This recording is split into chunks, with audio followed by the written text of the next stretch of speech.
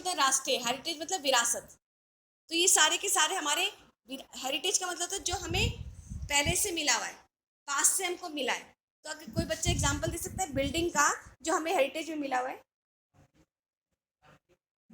और Taj Mahal is one of the heritage, वो तो 8 वंडर ऑफ द वर्ल्ड में आता है ना। तो ये सारी चीजें जो हमें हमें हमारे पास से मिलती हैं उनको हम क्या बोलते हैं, हेरिटेज बोलते हैं। ठीक है, तो हमारे बहुत सारे ऐसे नेशनल पार्क्स हैं जो हमें विरासत में मिले, हमें किस में मिले हैं, नेशनल हेरिटेज के रूप में मिले हुए हैं। ठीक है, और इसलिए जो हमारी गवर्नमेंट है वो क्या कर रही है, इनको क्या करना चाहती है, उनको कंजर्व करना चाहती है। ठीक है, हमारी जो गवर्नमेंट है उसको क्या करना चाहती है, कंजर्व करना चाहती है। Is it clear to all of you?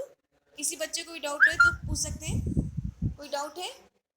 Okay, अब हम चलते, जो सबसे ज़्यादा इंपॉर्टेंट है वो डिस्कस करने वाला क्या है, और वो है फ्लोरा एंड फौना। ठीक है, क्योंकि चैप्टर हमारा फ्लोरा एंड फौना पर बेस्ड है, तो सबसे पहले हमारे दिमाग में आ जाए कि फ्लोरा क्या होता है और फौना क्या होता है। लास्ट वाला बच्चा बताओ, फ्लोरा क्या होता है, फौना क्या होता है? लास्ट वाला, फ्लोरा क्या होता है, फौना क्या होता है? यस, जो फ्लोरा है वो क्या है, वो प्लांट किंगडम है, जहाँ पे सारे के सारे प्लांट्स की प्रजातियां होती हैं, उसको हम फ्लोरा बोलते हैं। और फौना क्या होता है, जो एनिमल किंगडम होता है, जहाँ पे सभी प्रकार की एनिमल स्पीसीज पाई जाती हैं, उसको हम क्या बोलते हैं, फौना बोलते हैं। ठीक है, तो our country is one of the 12th mega biodiversity country of the world. तो इंडिया का प्लेस कितना है, 12th मेगा, मेगा मीन्स बड़ा, तो 12th मेगा बायोडाइवर्सिटी कंट्री में है इंडिया में, तो वर्ल्ड लेवल पर। तो वर्ल्ड लेवल पर हमारी जो पोजीशन है फ्लोरा में वो कितनी है, 12th। तो in our country India is one of the 12th mega biodiversity countries of the world. और इंडिया में कितनी ज़्यादा प्रजातियाँ फ्लोरा की हैं, that is 47,000 species found in India. तो जो प्लांट स्पीसीज है वो कितनी है, 47,000 है। And India occupied 10th place in the world and 4th in Asia in plant diversity. और जो प्लांट डाइवर्सिटी है, जो प्लांट्स में विभिन्नता है, उसमें इंडिया का वर्ल्ड लेवल पे 10th प्लेस है और एशिया में 4th है। एशिया में इंडिया की पोजीशन क्या है, 4th पोजीशन है। और ऐसे ही हमारी जो पोजीशन वर्ल्ड में वो कितनी है, 10th पोजीशन है। ठीक है, और 12th मेगा बायोडाइवर्सिटी हमारी वर्ल्ड लेवल पर है। Is it clear? और अबाउट 15,000 फ्लावरिंग प्लांट्स हैं इंडिया में। 15,000 कितने प्लांट्स हैं, 15,000 फ्लावरिंग प्लांट्स हैं, which account to 6% of the world. तो और ये जो वर्ल्ड को काउंट करती है 6% ओनली। ठीक है, टोटल इसका जो एसेस होता है वर्ल्ड पे वो 6% है। और country has many non flowering plant, जैसे फर्न है, एल्गी है, फंजाई है ना, ये सारे क्या नॉन फ्लावरिंग प्लांट्स भी होते हैं हमारी कंट्री में, नॉन फ्लावरिंग। तो जितने भी सक्लेंट प्लांट्स होते हैं, जैसे कि फर्न होते हैं, फर्न जानते हैं, छोटे छोटे, अपने स्कूल में भी लगी हुई है, छोटे छोटे फर्न होते हैं, मतलब पत्ती होती है सिंपल, और छोटे छोटे छोटे पत्ते निकले होते हैं, फर्न होता है, उसमें फ्लावरिंग नहीं आती है। तो ऐसी भी हमारे यहाँ क्या पाई गई है, स्पीसीज पाई गई हैं। तो हमारे यहाँ कितनी ज़्यादा, हमारी टोटल प्लांट स्पीसीज कितनी है, लास्ट वाले boy, last, total plant species कितनी बेटा हमारे यहाँ,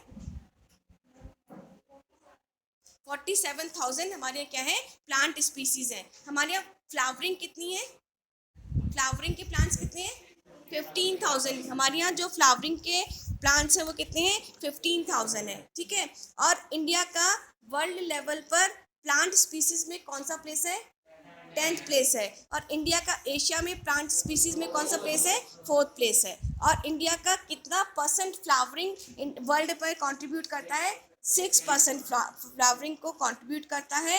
और हमारी कंट्री में कुछ ऐसे प्लांट्स भी हैं जिसमें फ्लावर नहीं आते हैं, जैसे कि फंजाई, एल्गी एंड द आपका जो फर्न होती है उसमें क्या नहीं आती है, फ्लावरिंग नहीं आती है। Is it clear? Is it clear? Okay, अब हम चलते हैं फौना पे। तो जो फौना की जब हम बात करते हैं तो हमको एनिमल किंगडम में आ जाना है। और एनिमल किंगडम में इंडिया में अबाउट 89,000 स्पीसीज हैं। तो एनिमल स्पीसीज कितनी है, और यहाँ पर rich variety of fish, fresh and marine waters भी हैं। तो यहाँ पे फिश की वैरायटीज अलग है। स्पीसीज बर्ड्स की कितनी है, 1200 है। बर्ड स्पीसीज कितनी है, 1200 है। और वर्ल्ड लेवल पर 13% है। हमारे प्लांट एनिमल स्पीसीज का वर्ल्ड लेवल पर कितना परसेंट है, 13% है। और जो फिश स्पीसीज हैं वो 2500 है, और वर्ल्ड लेवल पे उसका जो परसेंटेज है कॉन्ट्रीब्यूशन है वो 12% है।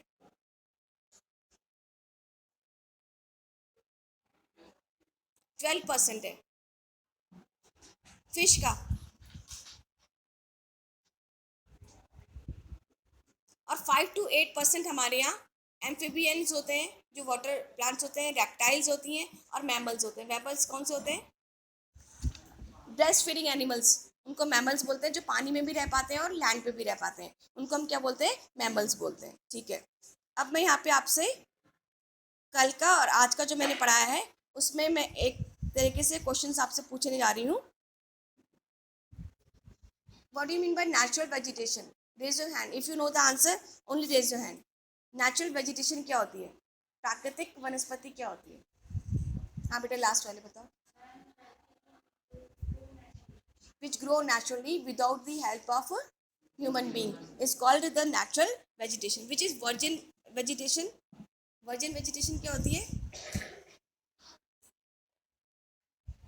हाँ बेटा,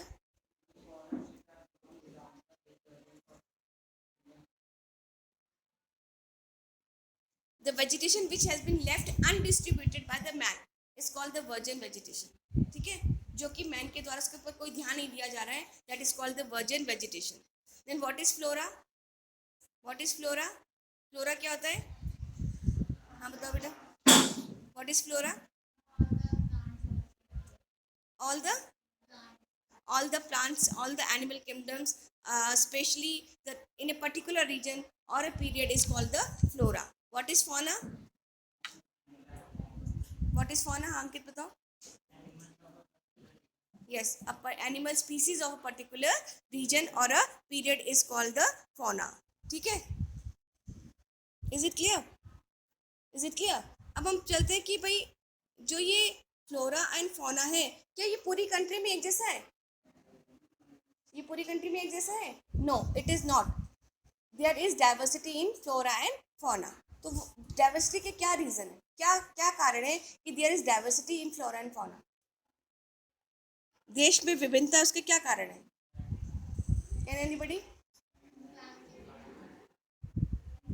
हाँ, क्लाइमेटिकल कंडीशंस हैं, लैंड है, रिलीफ है, देन सनलाइट भी है. सनलाइट मैंने आपको बताया कि डिपेंड्स ऑन द सनलाइट जो है वो कितना है, ज़्यादा किस में होता है, कौन से सीज़न में होता है?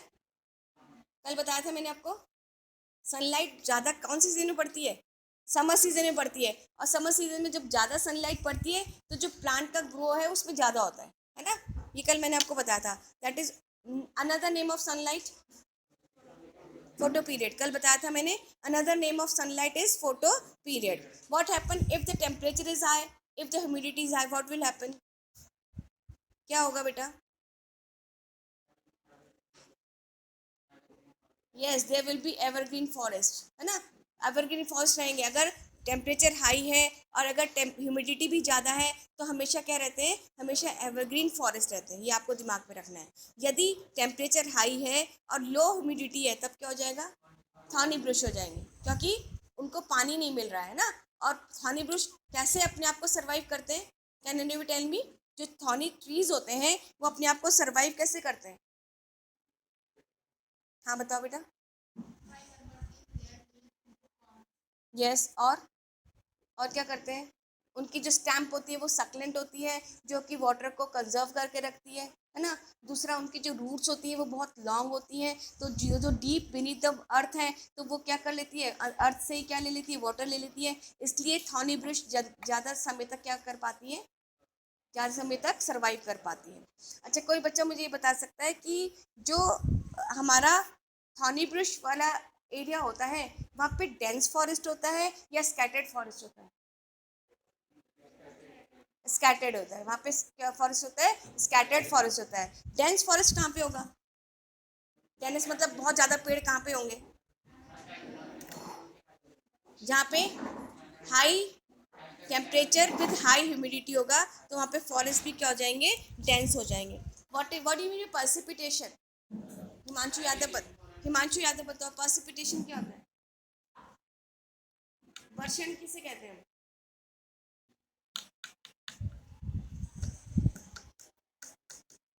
Anybody else? हाँ बताओ.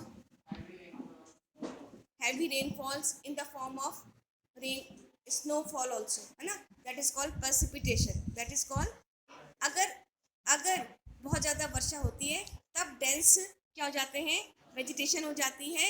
ऑन द अदर हैंड अगर जहाँ पे स्कैंटी रेनफॉल है तब क्या हो जाएगा, वेजिटेशन कैसे हो जाएगी.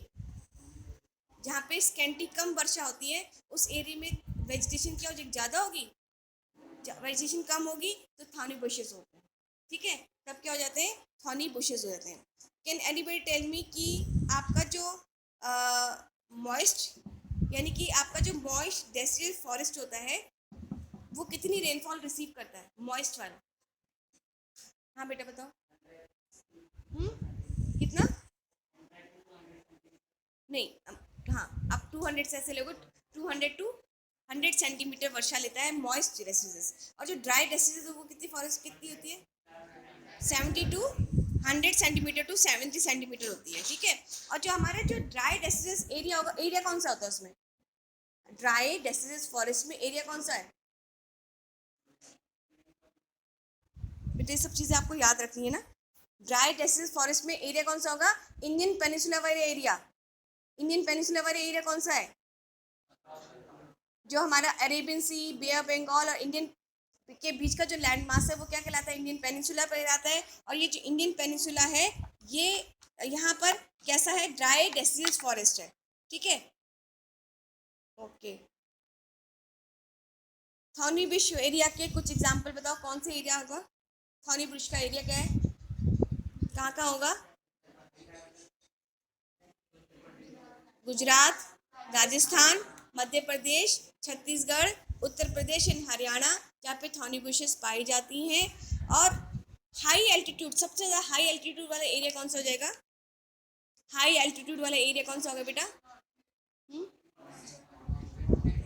आपका जो हिमालयस वाला एरिया है वो क्या हो जाएगा, हाई एल्टीट्यूड है. जहाँ पे अगर हम 3600 मीटर के ऊपर आते हैं तो वेजिटेशन एल्पाइन हो जाती है, एल्पाइन वेजिटेशन बोलते हैं वहाँ की. ठीक है, अच्छा अब मैं थोड़ी सी 5 मिनट आपसे आपके पेपर के बारे में भी